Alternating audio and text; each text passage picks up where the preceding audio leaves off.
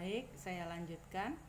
Jadi materi kita nanti dalam satu semester, anak-anak akan belajar tentang apa itu hukum ekonomi syariah.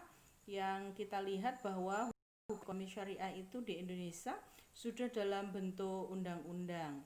Jadi kita mengenal hukum perbankan syariah, kita juga mengenal hukum asuransi syariah, kita juga mengenal aturan tentang investasi syariah, yang juga akan kita bahas tentang bagaimana undang-undang sistem jaminan halal.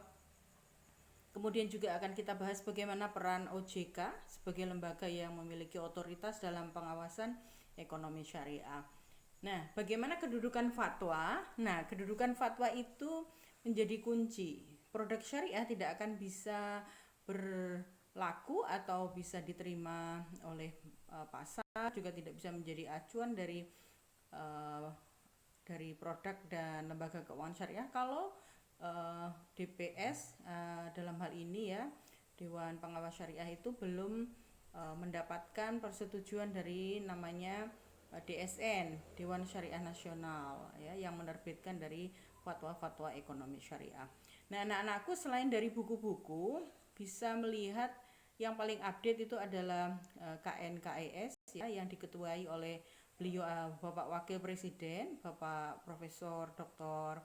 Ma'ruf Amin, yang menggawangi ya, beliau adalah Bapak Ekonomi Syariah yang menggawangi dan mengawal terus bagaimana keberlangsungan ekonomi syariah saat ini dan bagaimana prospeknya, bagaimana masa depan ekonomi syariah.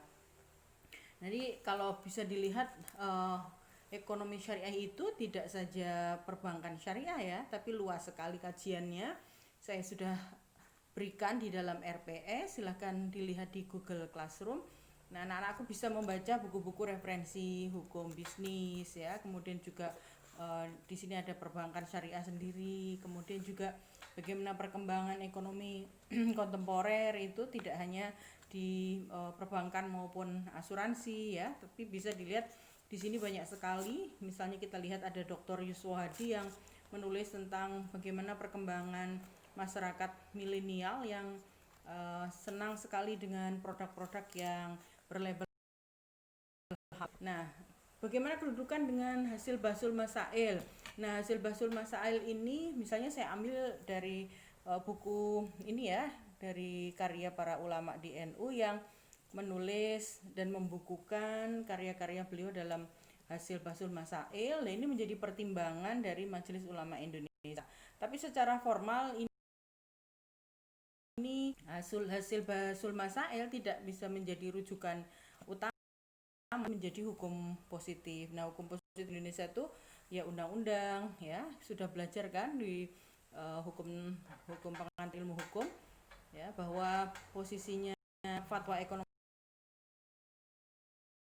syariat di Indonesia, salah satu kewenangan dari hakim pengadilan agama adalah memutuskan perkara sengketa ekonomi syariah.